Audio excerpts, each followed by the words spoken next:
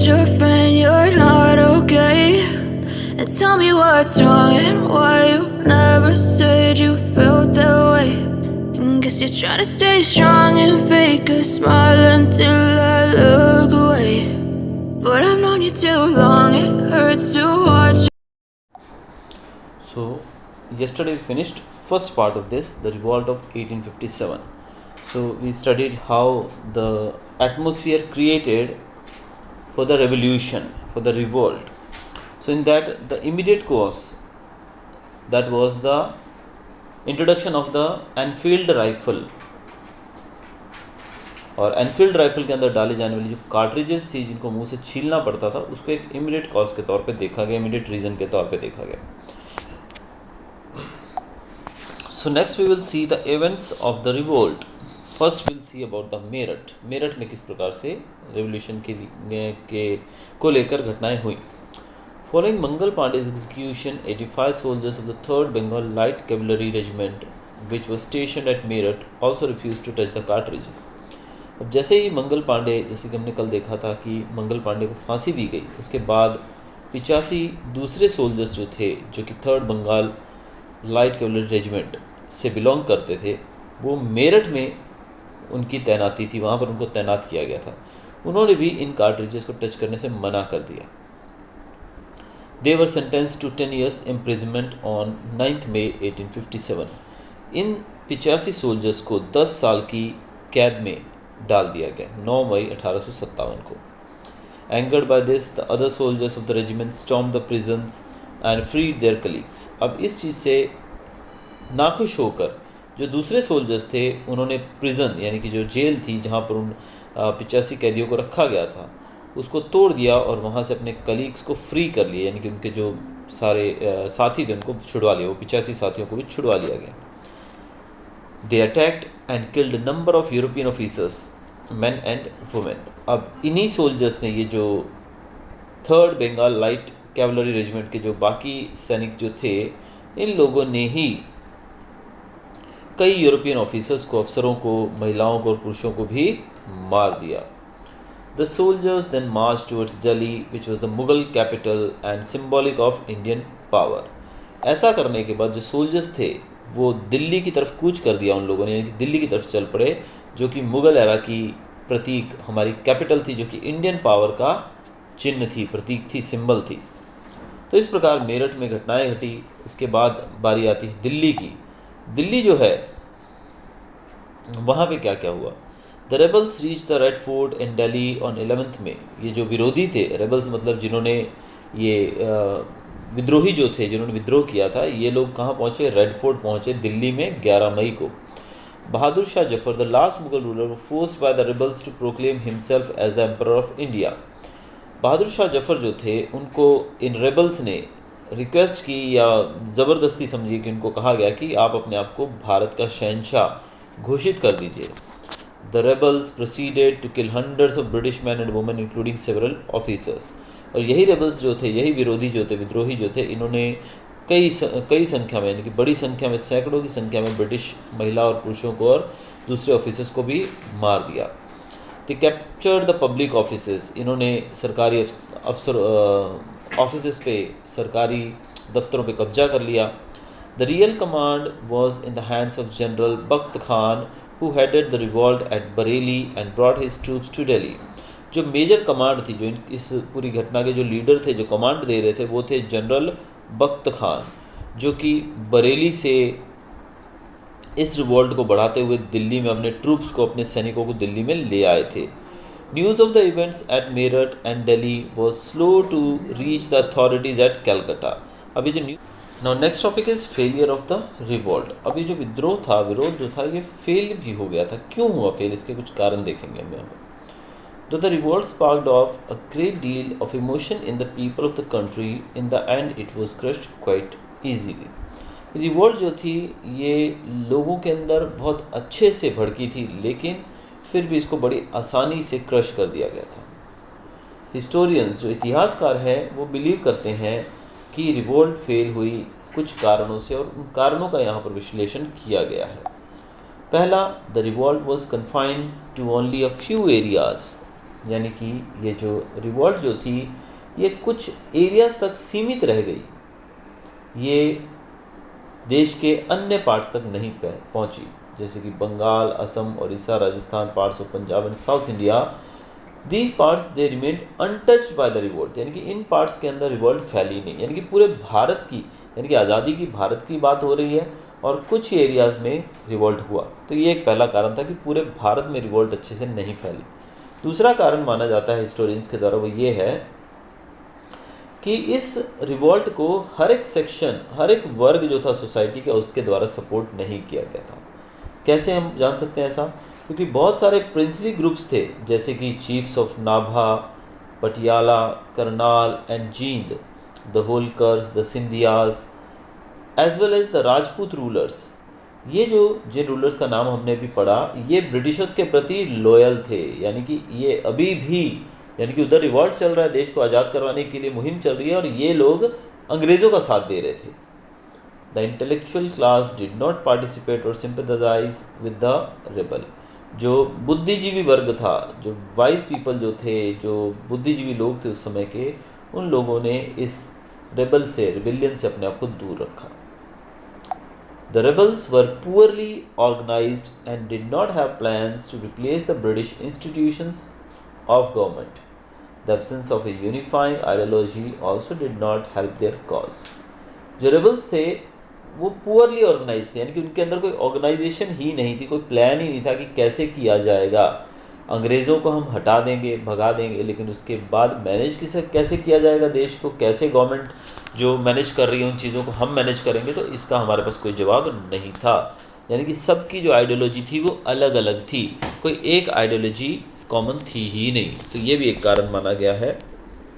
और आगे बताया गया है, scholars have pointed out that in contrast to the British leadership, the rebels did not have a strong leadership to fall back on.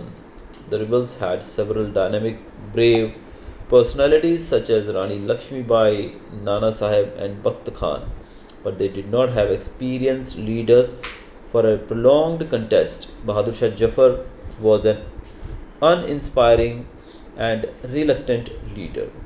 तो कहा गया है कि भारतीय जो लीडर्स थे, यानी कि सेंट्रलाइज लीडरशिप की कमी थी, कि कोई एक ऐसा लीडर नहीं था जो पूरी विद्रोह को, पूरे इसको साथ में लेकर चल सके।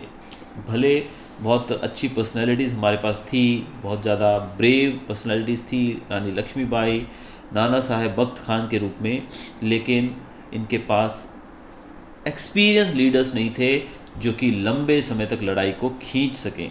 बहादुर शाह जफर की बात की जाए तो एक अनइंस्पायरिंग कैरेक्टर के रूप में यहाँ पर उनको दर्शाया गया है। आगे पॉइंट दिया गया है, the lack of modern weapons and technology also harmed rebels cause. Compared to the guns and cannons available to British troops, rebels had to make do with swords, spears and pikes. At the same time, there was a military reorganization where the ratio of British to Indian soldiers was increased. अब उस समय हमारे लोगों के पास weapons तो नहीं थे, modern weapons होते ही नहीं थे, ना ही टेक्नोलॉजी थी हमारे पास, तो इससे हमें बहुत नुकसान हुआ। अंग्रेज़ों के पास बंदूकें थी, तोपें थी, लेकिन हमारे पास ये चीज़ें नहीं थी। हम लोग भालों से, तलवारों से और जो हमारे हाथ से चलाए जाने वाले, इनकी लोहे से बनने वाले नॉर्मल हथियार रहते हैं जो, उनसे ही हमने गाड़ी चलाई। तो इसके साथ साथ अंग्रेज़ों ने क्या किया था उस समय, मिलिट्री रीऑर्गेनाइजेशन किया था, जिसके अंतर्गत अंग्रेज़ों ने अंग्रेज़ सैनिकों की संख्या अपनी आर्मी में बढ़ा ली थी as compare to Indian soldiers. अगर इंडियन सोल्जर्स की संख्या ज़्यादा होती तो शायद कहानी कुछ और होती, लेकिन अंग्रेज़ों ने उस समय मिलिट्री रीऑर्गेनाइजेशन किया था। आगे है, unlike the rebels the British had access to good communication systems like the railways and the telegraph. अब हमारे जो रेबल्स थे, इनको अगर मैसेज दूसरी जगह पहुंचाना है तो इनको बड़ी दिक्कत होती थी, इनको कोई मैसेंजर भेजना पड़ता था और ये भी श्योर नहीं होता था कि मैसेज वहाँ पहुँचेगा कि नहीं। लेकिन ब्रिटिशर्स के पास अच्छा कम्युनिकेशन सिस्टम था, रेलवे और टेलीग्राफ के ऊपर उनका कब्ज़ा था, जिससे वो आसानी से मैसेजेस जो थे जल्द ही आगे पहुँचा पा रहे थे। आगे हमारा topic, naming the revolt a debate. इस रिवोल्ट का नामकरण की बात की जा रही है, उस पर एक डिबेट हो रही है। The revolt of 1857-58 continues to generate debate and controversy in terms of its character and scope. ये क्रांति जो है ये हमेशा से ही कंट्रोवर्सी का और डिबेट का विषय रही है. British writers writing in the aftermath of 1857 called it the Sepoy Mutiny, attributed to the Enfield rifle. This implied that the revolt was confined only to the Indian soldiers. अंग्रेज लेखक जो हैं जिन्होंने 1857 के बाद लिखा है उन्होंने इसको सिपॉय म्यूटिनी कहा गया, यानी कि सिपाहियों के द्वारा किया गया विद्रोह, क्योंकि इसका सीधा सीधा जो ताल्लुक है वो एनफील्ड राइफल से है. अगर हम इस चीज़ को सही माने तो फिर ये तो सिर्फ एक सोल्जर्स की रेवोल्यूशन थी, सोल्जर्स की रिवॉल्ट थी. However, Indian historians have gathered evidence to show that the uprising was much more widespread and powerful. Some feel that the appropriate name for the events of 1857 is the First War of Indian Independence, as it was the first widespread uprising against British rule. भारतीय इतिहासकारों की अगर बात करें तो वो मानते हैं कि ये लड़ाई जो थी ये सिपाहियों तक सीमित नहीं थी, ये बहुत लंबे एरिया में फैली थी. इसीलिए अगर इसको हम first war of Indian independence कहते हैं तो गलत नहीं होगा. Other scholars feel that this is not entirely accurate because independence was not the goal of the rebels. India was not yet a nation in the modern sense of the word. The loyalty of the sepoys lay with the provincial kingdoms that they belonged to. अब कुछ लोग जो हैं इस चीज़ को भी गलत ठहराते हैं कि ये भारत की द्वारा की गई इंडिपेंडेंस के लिए लड़ाई नहीं थी, क्योंकि उनका मानना है कि उस समय तो भारत था ही नहीं. एक तरह से देखा जाए तो भारत जो था वो छोटे छोटे राज्यों में बटा हुआ था जिसके ऊपर राजा रूल करते थे, और राजा जो थे उनके सिपाही वो राजा के प्रति वफादार थे. तो वो सिर्फ अपने प्रोविंसेस को आज़ाद करवाने के लिए लड़ रहे थे, ना कि भारत की आज़ादी के लिए लड़ रहे थे. तो ऐसे में इसको first war of Indian independence कहना ठीक नहीं होगा. अगला है टॉपिक हमारा इम्पैक्ट ऑफ द रिवॉल्ट. इस रिवॉल्ट से क्या प्रभाव पड़ा, इम्पैक्ट क्या रहा, इसके क्या नतीजे निकले वो देखते हैं. The revolt saw the end of company rule in India. इस रिवॉल्ट के बाद कंपनी रूल, यहाँ पर कंपनी जो बात कर रहे हैं वो हम बात कर रहे हैं British east India company. East India company का रूल खत्म हो गया. Through the government of India act 1858 India now came under the direct rule of British crown. 1858 में गवर्नमेंट ऑफ इंडिया एक्ट बनाया गया जिसके अंतर्गत भारत जो था वो सीधा सीधा ब्रिटिश गवर्नमेंट के अंडर आ गया, ब्रिटिश क्राउन यानी कि रानी के अंडर आ गया. The India office was created to handle the governance and administration of the country. अब देश की एडमिनिस्ट्रेशन को गवर्न करने के लिए इंडिया हाउस बनाया गया, इंडिया ऑफिस बनाया गया. The head of this department was the secretary of state who was also interested with the formulation of policies for India.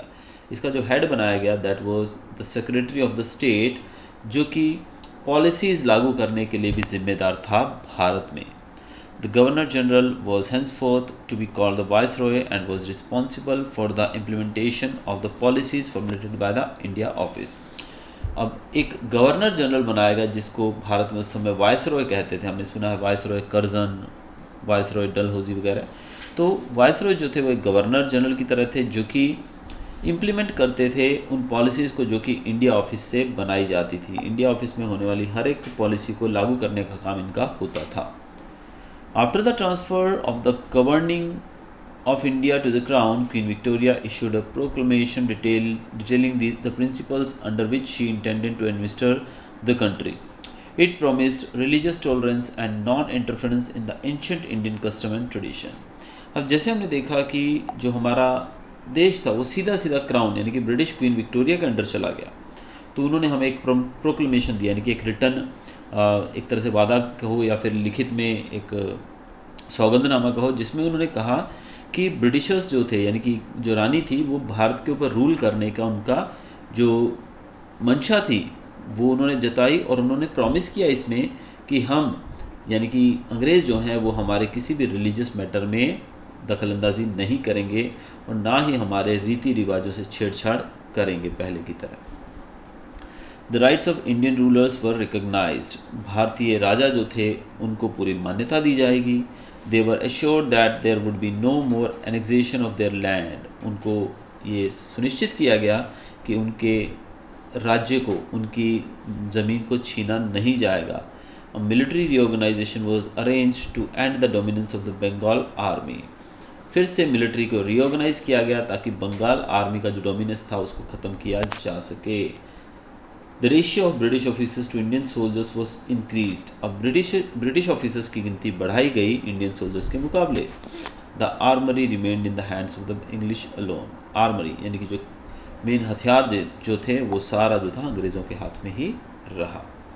Resistance to the British continued through localized revolts in 19th century. The revolt of 1857 continued to inspire the imagination of the people and made them long for liberation from foreign rule. It paved the way for the rise of nationalism in India. अंग्रेज़ों को विरोध का सामना तो हमेशा करना ही पड़ा, क्योंकि लोकल लेवल पर कई रिवॉल्ट्स होती ही रही 19वीं सदी तक, और 1857 की क्रांति ने लोगों को इंस्पायर करना जारी रखा। लोगों ने फॉरेन रूल से छुटकारा पाने के लिए, अपनी आज़ादी के लिए लड़ने की जो इमेजिनेशन थी वो उनके अंदर जिंदा रही, और इस तरीके से भारत के अंदर नेशनलिज्म का भी उदय हुआ।